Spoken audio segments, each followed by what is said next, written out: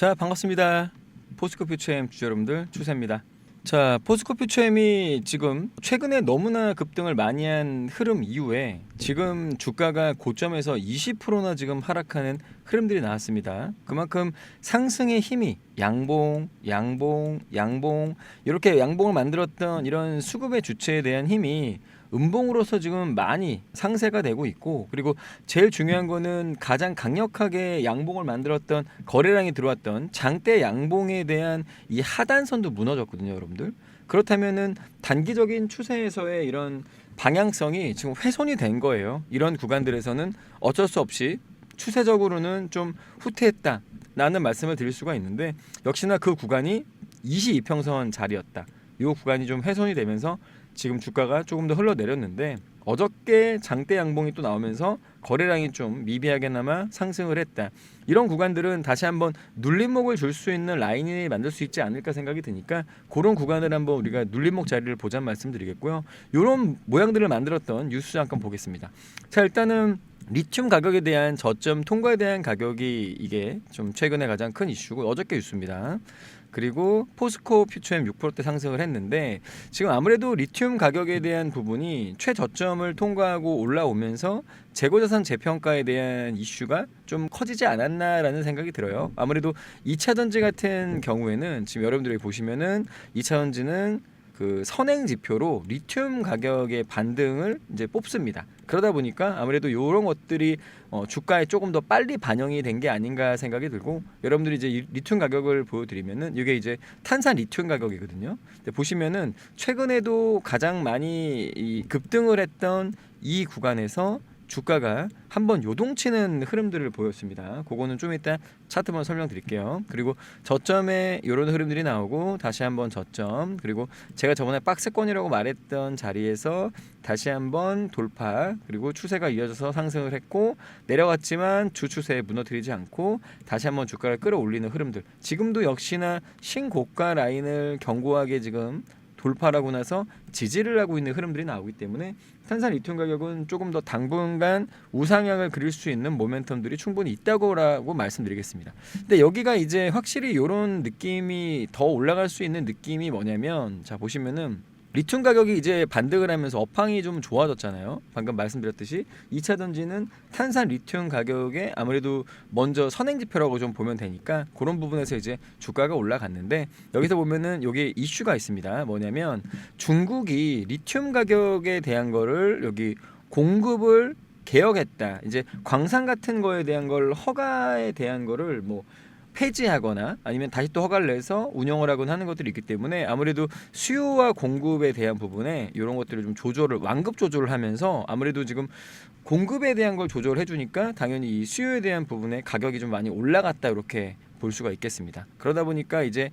이런 부분에서 공급 과잉으로 인한 요 부분을 조절을 하니까 ESS단의 수요가 많아지면서 이제 가격이 올라간 거죠. 그러니까 2차전지 단은 역시나 지금 탄산 리튬 가격이 상승을 하면서 무조건 재고자산 재평가라는 이슈가 크게 있기 때문에 이런 구간에서는 올라갈 확률이 높고, 또 하나는 이제 미국의 ESS 시장이 굉장히 커지고 있잖아요, 여러분들. 그러니까 탈중국의 공급량이 이제 좀 구축되는 부분이 국내 기업들로 반사 수혜가 또 예상이 되기 때문에 국내 기업들이 좀 이렇게 많은 상승을 보인 거다, 이렇게 말씀드릴 수가 있겠고요. 그리고 여기에서 지금 주가 자체가 여기서 올라간 거는 뭐냐면, 미국의 이제 ESS 요 라인에서 어떻게 보면은 중국의 LFP 배터리 이 관세에 대한 영향을 이제 막다 보니까, 여기서 이제 반사 이익으로 국내 2차전지 기업들이 반사 이익을 받으면서 실적이 찍히고, 그리고 숫자가 찍히는 걸 이제 실제로 보니까 이 주가가 이렇게 올라간 거예요, 여러분들. 그러니까 이런 부분도 우리가 충분히 이제 아시면은 좋겠다 생각이 들고, 대신에 지금 여기서 주가가 떨어졌던 이유는 뭐냐면, 단기간 내에 너무 고점으로 주가가 올라가다 보니까 아무래도 이런 구간에서 자 정고점에 이제 도달한 거잖아요, 여러분들. 정고점 도달하다 보니까 아무래도 이런 구간에서는 본전 심리가 많이 발동을 한 겁니다. 본전 심리. 왜냐면은 여기서 여러분들이 물려 있다고 가정을 하면, 여기서 있는 사람들 무슨 마음이 가장 많이 들까요, 여러분들? 여기서는 본전 심리가 많이 들겠죠. 나 본전만 가면 이거 내가 이 지긋지긋한 주식 내가 던져버리겠다 하면서 본전만 가봐라 이런 얘기 되게 많이 할 거 아니에요. 그러다 보니까 이런 저점에서 올라올 때마다 이런 구간들, 이런 정고점에 대한 저항대들, 이런 구간들이 전부 다 매물대가 나올 수 있는 자리예요. 그러다 보니까 최근에도 이제 고점이 바로 정고점 25만 원 구간이다 보니까 여기서 매물이 나오면서 지금 떨어졌는데, 정고점 매물 떨어지고 나서는 여긴 어떻게 떨어졌어요? 여기는 금리에 대한 이슈로 떨어졌죠. 이제 금리가 아무래도 12월 10일 날 FOMC에서 이제 금리에 대한 부분을 동결할 건지 내릴 건지 이런 건데, 사실은 내린다고 했을 때 2차전지 섹터 같은 경우에는 아무래도 지금 기술주다 보니까 유동성이 좋아지잖아요. 투자를 더 할 수 있게 유동성. 그러다 보니까 금리는 내려가는 게 좋은데, 아무래도 지금 매파적인 발언들을 많이 하다 보니까 동결이 되게 되면 아무래도 동결되게 되면 투자에 대한 위축이 일어날 수가 있고, 위축이 일어나면은 유동성이 줄어들 수가 있다. 이런 것들에 대한 이런 약간 걱정을 하면서 이제 나온 물량들이거든요. 그래서 이렇게 좀 빠졌는데, 최근에 그래도 다행히 이런 식으로 지금 2차 전지에 대한 업황이 리튬 가격에 대한 상승으로 이어지면서 주가가 다행히 지금 끌어올려졌다, 이렇게 말씀드릴 수가 있겠습니다. 그래서 아무튼 이런 구간들을 보시면은 지금 뭐 포스코 호주 리튬 기업의 1조 투자 뭐 이런 내용도 사실은 이 광산에 대한 뭐 단가를 좀 낮출 수 있는 뭐 이런 것들이거든요. 그러니까 포스코 그룹 자체에서 물론 이런 것들을 하는 건 물론 좋지만, 결론적으로 얘기하면은 리튬 가격에 대한 상승 플러스 ESS 단에 대한 이런 부분들이 많이 좋아져야 된다고 저는 보거든요. 그래서 최근에 뉴스를 보면은 이런 내용들은 좀 좋거든요. 최근에 그래서 이런 내용들 좀 보셔야 됩니다.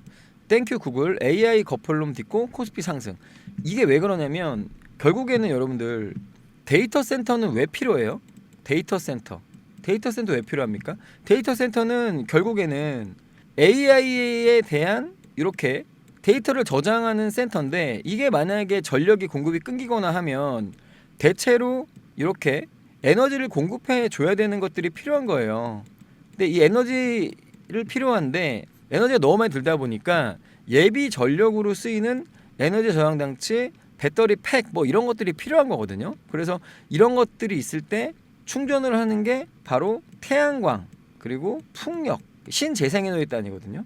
그런 식으로 이게 필요하니까 이 에너지로 가장 빨리 전원을 만들 수가 있고, 그 전원을 저장을 해야 되니까 데이터 센터에 ESS가 이제 필요한 거란 말이에요. 그러니까 이렇게 연결이 돼 있는데, 결론적으로는 AI 거품론이 나오는 순간 데이터 센터는 끝나는 거예요. 왜냐면은 필요가 없게 되는 거니까. 근데 너무나 다행히 이런 실적이나 이런 것들에 대한 얘기도 많이 나왔고, 또 하나는 자 보시면은 엔비디아가 사상 최대 실적을 내면서 거품론에 대한 걸 일축을 했어요, 여러분들. 근데 여기서 데이터 센터가 90%의 매출을 차지를 하는데, 자 여기 다 보세요, 여러분들. 숫자로 보여드리는 거예요. 자, 데이터 센터의 매출이 66%가 늘었고 사상 최대인 512억 불을 기록했습니다. 그러니까 매출만 90%를 육박한다고 합니다, 전체 매출에. 그러다 보니까 데이터 센터는 더 만들어져야 돼요, 안 만들어져야 돼요? 데이터 센터는 더 많이 만들어줘야 되겠죠, 그렇죠? 그럼 여기서 필요한 게 뭐예요? ESS, 에너지 저장 장치인 거예요. 데이터 센터 만들 때 물론 뭐 칩이나 이런 것도 필요하겠지만, 일단 함께 같이 가는 거는 데이터 센터다, 뭐 이렇게 알면 좋을 것 같습니다. 그러니까 이런 것들이 같이 가다 보니까 이렇게 지금 내년에도 2차 전지 같은 경우에는 지금 이런 식으로 자 엔비디아가 쏘아 올린 ESS 단의 요 부상에 대한 이슈를 지금 방금 설명을 드린 거고, 여기서 또 하나 자 26년에는 2차 전지 업황 등이 분명히 투자가 계속 흐름이 뚜렷해질 거라는 얘기가 있습니다. 그러니까 여러분들이 이런 내용만 보더라도 우리 지금 포스코 퓨처엠 팔아야 돼요, 안 팔아야 돼요? 팔면 안 되겠죠, 여러분들. 요 포스코 퓨처엠은 절대 팔면 안 되겠죠, 여러분들. 지금 자리. 그리고 제가 가격권들을 다 제시를 해드릴 거기 때문에 여러분들이 지금 퓨처엠 시그널이라고 하는 제 유튜브 채널을 구독을 한 번씩만 부탁을 드리고 100명만 좀 빨리 갔으면 좋겠습니다, 여러분들. 100명만 좀 빨리 갈 수 있게 한 번씩만 요 구독, 좋아요 한 번씩만 부탁드리겠습니다, 여러분들. 자, 아시겠죠? 자, 이런 내용들을 계속 짚어 드릴 거니까 가격권들 한번 잘 보실 분들은 포스코 퓨처엠 시그널 꼭 구독과 좋아요 마지막으로 부탁드리겠습니다. 자, 그러면 여기까지 하고 저는 물러가겠습니다. 감사합니다. 추세였습니다.